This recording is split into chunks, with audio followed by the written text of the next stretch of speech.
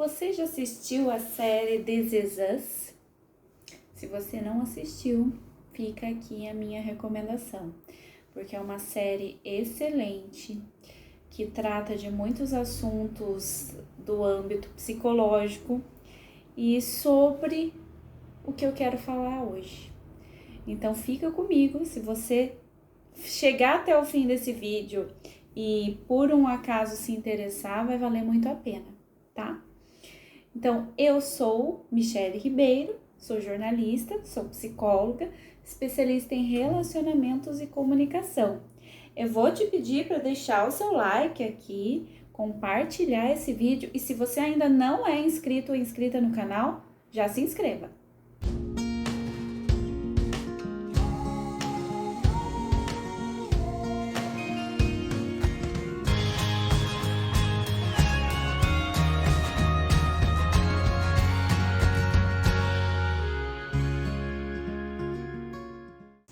A série This Is Us não é nova, né? Ela já é antiga. Se eu não me engano, são 6 anos. Se não teve nenhuma interrupção, foram 6 anos. E ela está na 6ª temporada, exatamente. Eu sou uma pessoa que é muito difícil de eu gostar de uma série, entendeu? Inclusive aqui no canal eu só fiz, se eu não me engano, uma recomendação da série You, né? Que vocês podem ver no card aí acima. Mas fora isso, eu sou muito difícil para recomendar série. Essa série, quem me recomendou pela primeira vez foi a minha psicóloga. Psicólogos também fazem terapia.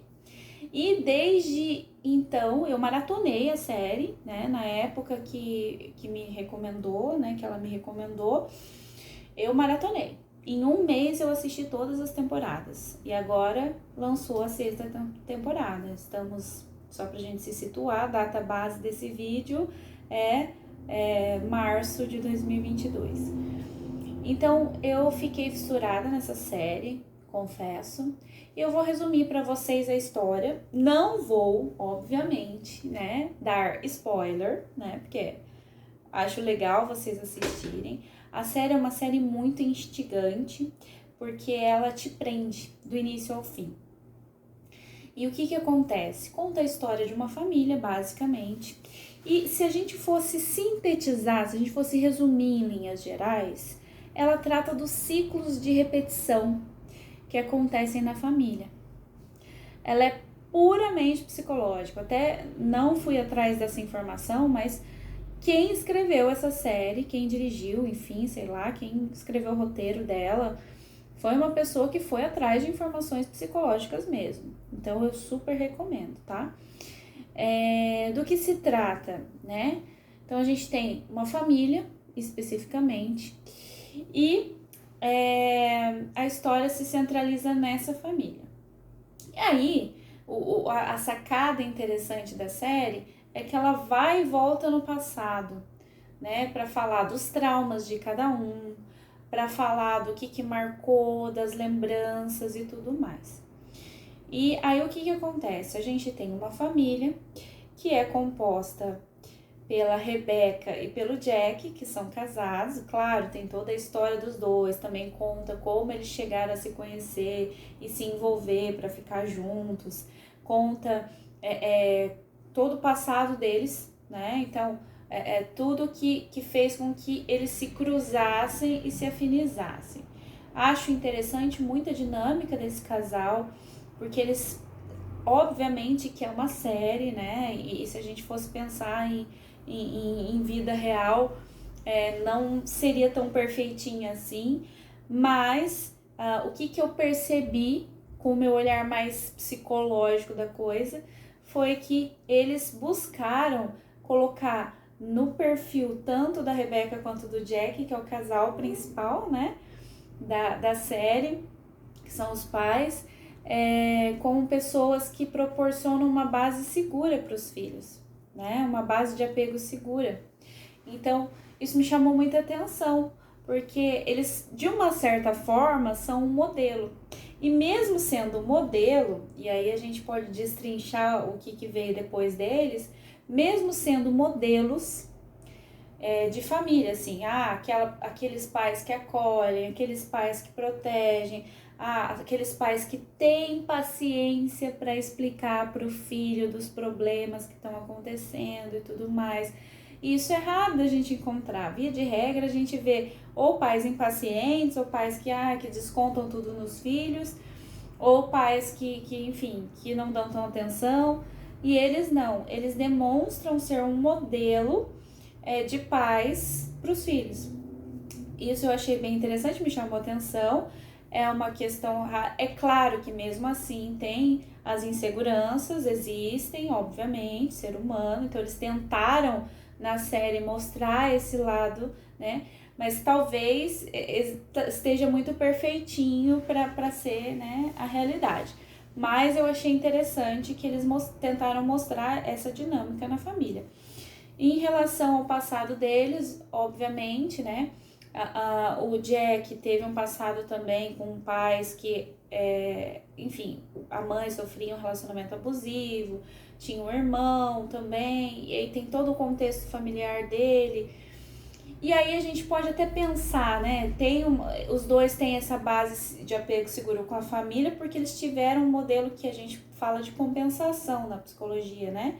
Então, ele compensou na família e falou, vou fazer de tudo que eu não tive, né? Mas mesmo assim, estou aqui reforçando que é um modelo um pouquinho perfeitinho demais, né? Mas é interessante a gente observar essa dinâmica familiar, que é ideal, se a gente pudesse basear nela, é legal, né? E aí, por outro lado, também tem a Rebeca, que vem de uma família um pouquinho melhor, né, em termos de financeiro, né, um nível social um pouquinho melhor que o dele, e uma mãe super rígida, super controladora, né, tanto em relação à aparência física dela, quanto em relação ao comportamento, uma rigidez do início ao fim na sua vida, né. Tanto é que eu percebo também algumas cenas dela enquanto mãe reproduzindo esse comportamento dos filhos nos momentos em que ela se altera um pouquinho mais. Então, a dinâmica é muito interessante da gente ver acontecer, né, nas relações, que é o que a gente percebe no dia a dia aí, né, nossa repetição. E claro, né, dentro desse contexto, a gente vê também algumas repetições de ciclo. Quando a gente fala de repetição de ciclo, também tem um vídeo falando sobre isso aqui no canal, que a gente tende é mais da área sistêmica, né? Mas é interessante a gente perceber que a gente tende a reproduzir algumas questões, né? Os pais que se relacionaram de alguma forma com determinado perfil de pessoa, a gente tende a buscar esse perfil de pessoa. Não significa que vai ser o adequado, o legal é a gente pensar em reproduzir aquilo que é positivo ao invés daquilo que é negativo. E esse é o desafio da terapia. É porque a gente reproduz o que é negativo que a gente precisa fazer terapia, que a gente começa a sofrer, que a gente começa a passar por questões complicadas. E aí entram os filhos, né? E, enfim, tem toda a história deles, uma história de amor também, um apego seguro entre os dois. A gente percebe isso bem interessante na dinâmica do casal. E aí eles têm 3 filhos. E aí eu não vou, né, entrar muito no âmbito aí para não dar spoiler, mas eles acabam tendo 3 filhos. Vou sintetizar nisso para não dar spoiler, ok? Os 3 filhos, Kevin, Kate e Randall. O que acontece? Né? O Kevin, ele tem, se a gente fosse descrever o perfil de cada um, também conta a história dos 3. Os 3 também, né, começam a ter a família deles.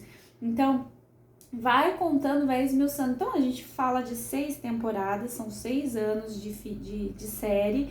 E é uma série que fez muito sucesso, tanto é que vários atores aí, como a Mandy Moore, que é a Rebecca, né, a personagem principal, ela era uma que estava apagada, tanto ela quanto a Kate, que eu não, acho que é Cris, não lembro o nome da atriz.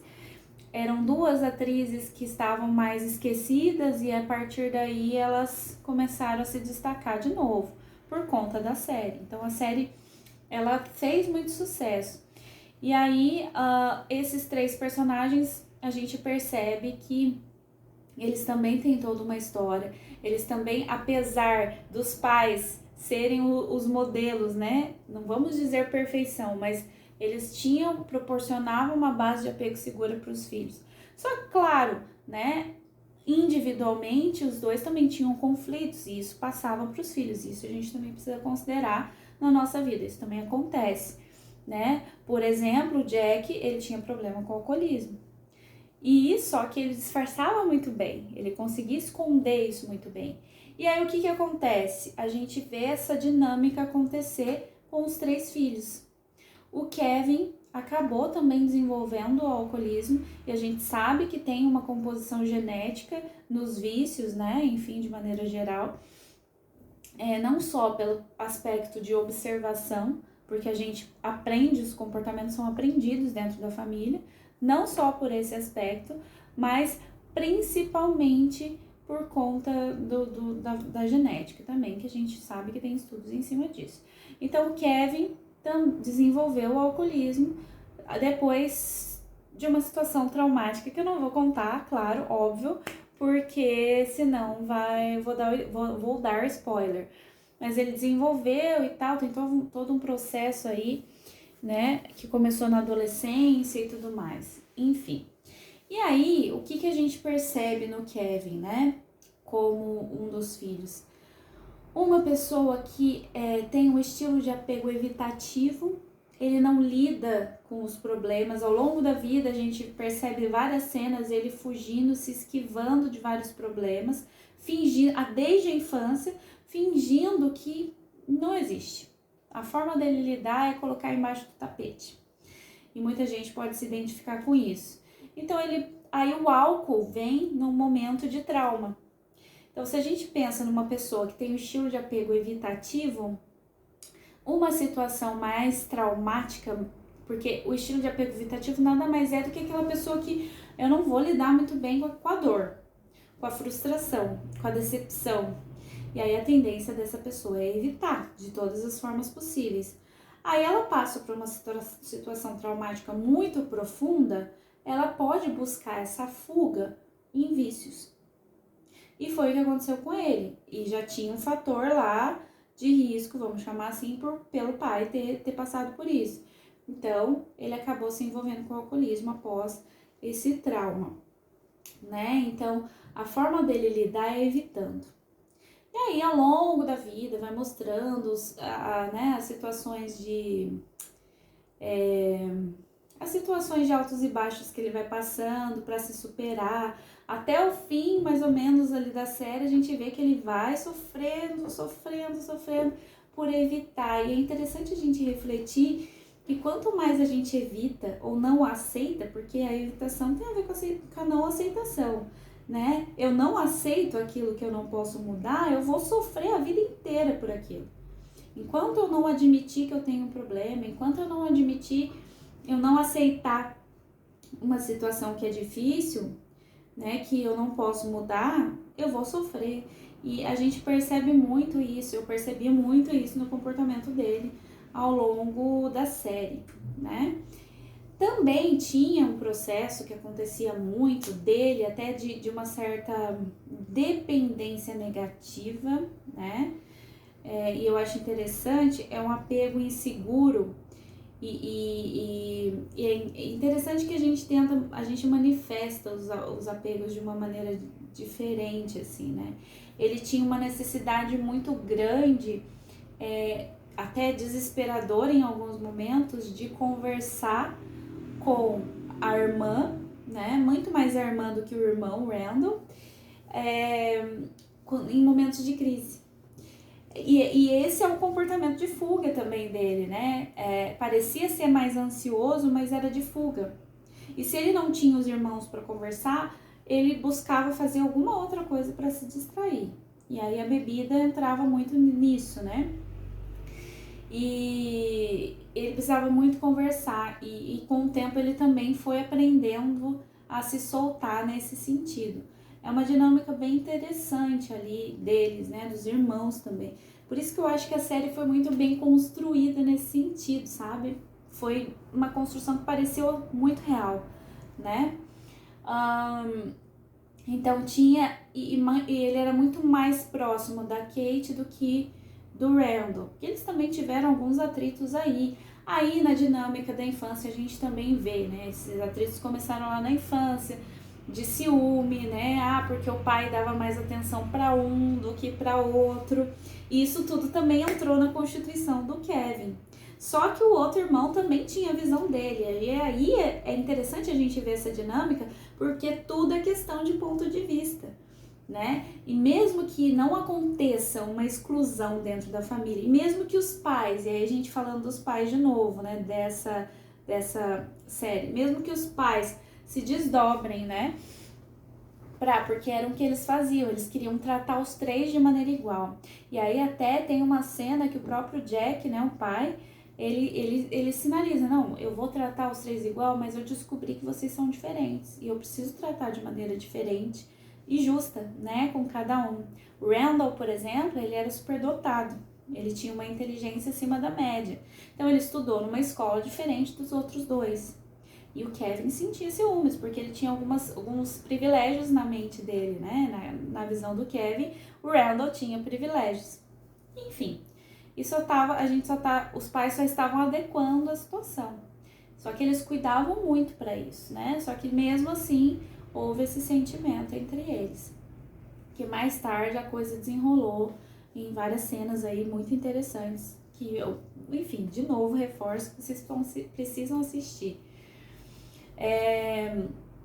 Por outro lado, a gente tem a Kate. A Kate, ela desenvolveu compulsão alimentar. Ela já tinha, é claro, né, a compulsão alimentar. E a gente também vê essa dinâmica nos pais, né?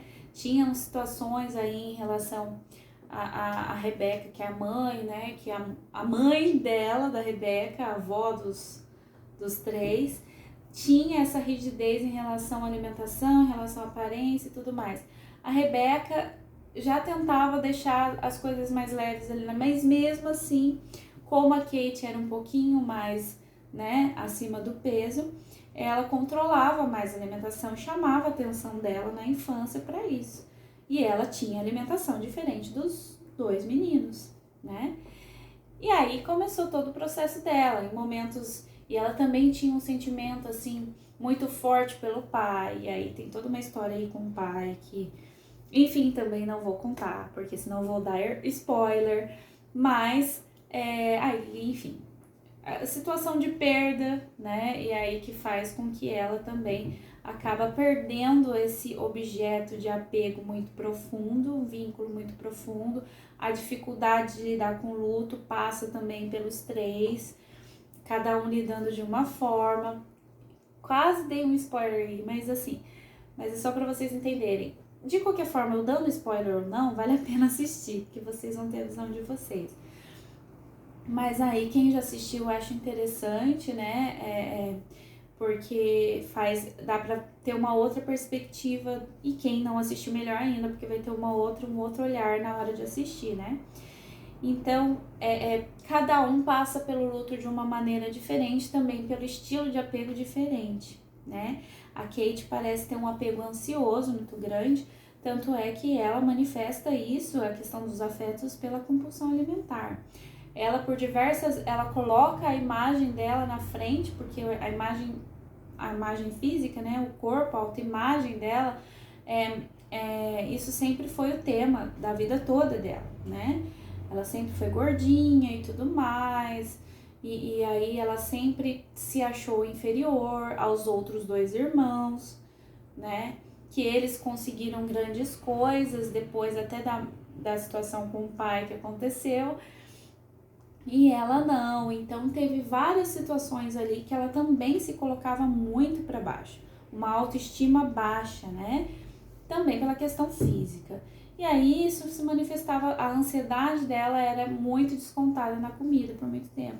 Então, desde o primeiro episódio da primeira temporada até o final, mostra essa briga dela com a balança, essa coisa de tentar se superar nessa questão. Então, isso também aparece muito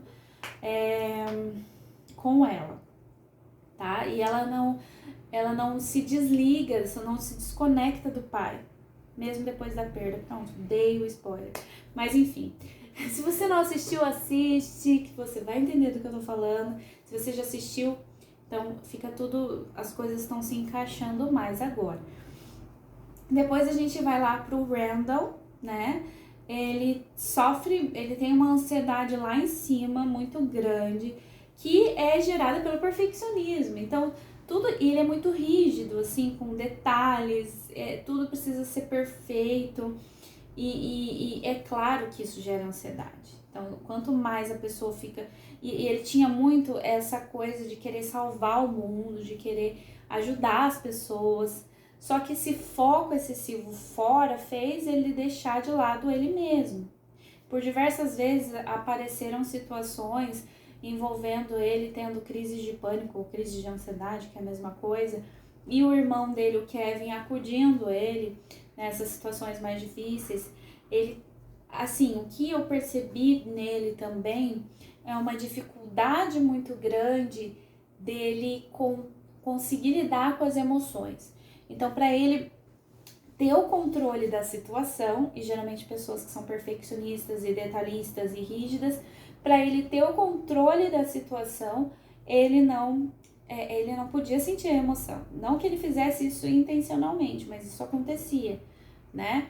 E quando saía do controle, porque tem a ver com querer controlar tudo, a crise de ansiedade é isso, né? Aquele desespero e tal, aí ele se desestabilizava, né? Mas uma coisa que é interessante é que ele era muito emoção, muito sentimental. Ele né? É um personagem que tem uma empatia muito grande.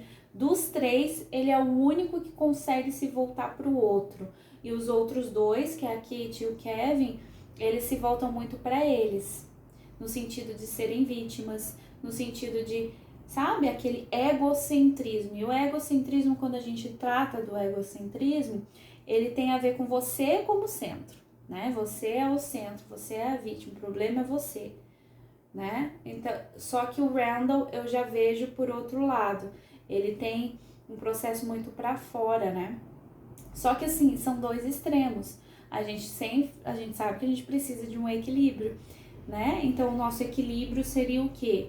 Eu preciso olhar para fora, mas eu também preciso olhar para dentro. Então, eu preciso buscar a minha fortaleza dentro de mim. De alguma forma, eu preciso desenvolver ferramentas para isso, me sentir forte, autoconfiante o suficiente para eu conseguir lidar com os meus problemas, e ao mesmo tempo eu preciso olhar para o outro, ter empatia, Então, os três, é interessante que a dinâmica dos três mostram que cada um precisa trabalhar em si. Tanto é que o Kevin, quando ele sofreu o processo do alcoolismo, ele teve um momento em que ele ficou numa instituição de reabilitação, e lá ele fez um tratamento com uma psicóloga, e aí teve uma dinâmica de grupo com a família, que foi uma cena bem interessante, bem forte. E a gente também tem o Randall, que buscou terapia também, né? E a gente teve vários episódios mostrando ele nesse processo terapêutico, nesse drama e tudo mais dele mesmo, né? E, enfim, e ele tem um diferencial, um outro histórico aí também, que envolve adoção e tudo mais. Então, é um negócio bem forte, assim, que é interessante da gente perceber aí nessa dinâmica. Então, assim, o que a gente pode pensar que os três têm em comum, né, nessa história, nessa série? O que eu vejo é que todos são apegados a um passado mal resolvido, ou seja, não elaborado. Eles carregam com eles mesmos culpa, vitimismo, né, e aquele processo de egocentrismo que eu falei antes, e arrependimentos. Então, tudo que faz a gente se apegar ao passado, né, apegar a uma imagem, porque sabe o que eu acho interessante disso? É que tem a ver com isso, a gente se apega a uma versão da gente que não existe mais. E o que eu via muito era isso, né, na história dos três.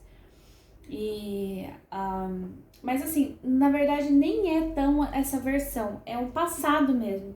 Porque é como se... E tem a ver com o processo de elaboração do luto.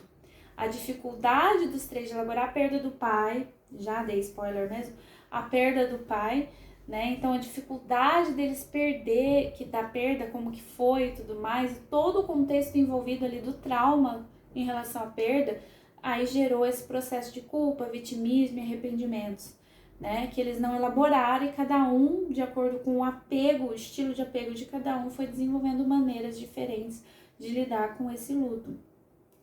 E o que é interessante a gente pensar? Para a gente lidar com aquilo que a gente não está aceitando, a gente precisa aceitar aquilo que a gente não pode mudar, né? E existe essa necessidade muito grande de todos eles. E cada um foi lidando da forma como dava, né? Tentando superar esse passado, mas sempre com aquela situação mal resolvida.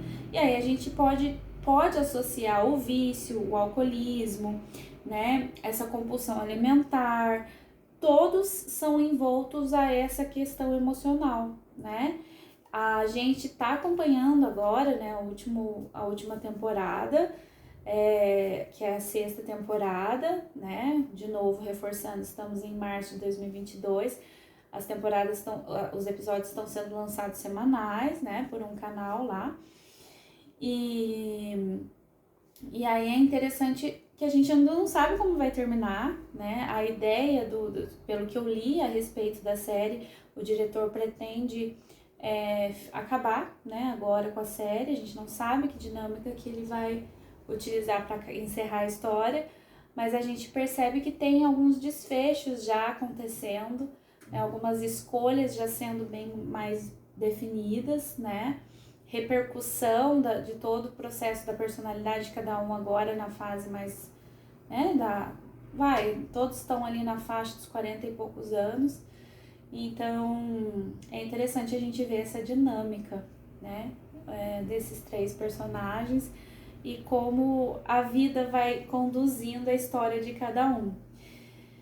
Enfim, então fica aqui a minha recomendação para vocês. Espero que vocês tenham gostado, né, desse resumão aqui, dessa análise dos perfis aí do filme, né, da série. E é isso, fica aqui a minha recomendação. Eu pretendo fazer mais vídeos assim, inclusive já tenho outros aqui em mente. E aproveito para deixar para vocês que eu faço atendimentos clínicos pela abordagem cognitiva comportamental, online e presencial. Eu também faço terapia de casal na abordagem da EFT, que é terapia focada nas emoções, e também terapia dos esquemas para casais, tá? E é isso, gente. Caso tenha interesse, entre em contato comigo. Não deixe de se inscrever no canal se você não inscreveu, dê um like, compartilhe e até o próximo vídeo.